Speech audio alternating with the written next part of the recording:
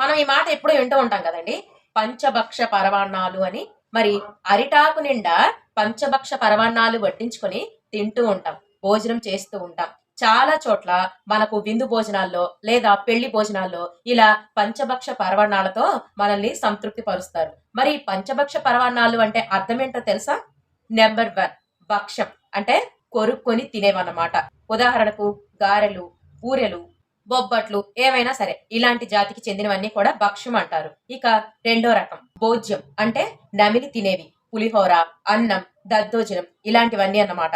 మూడవది చోష్యం అంటే మనం ఎక్కువగా పెరుగన్నం ఇలా జుర్రుకుంటాం చూసారా, ఇలా జుర్రుకునే పదార్థాలన్నింటినీ ఈ పేరుతో సంబోధిస్తారన్నమాట. పాయసం, చారు, సాంబారు, పులుసులు ఇలాంటివన్నీ ఈ తోవకి చెందినవన్నమాట.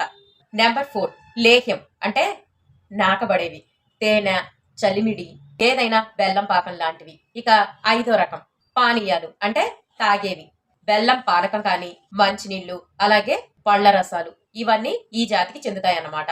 ఇలా మన పంచభక్ష పరమన్నాలకు ఉన్న శాస్త్రీయ అర్థం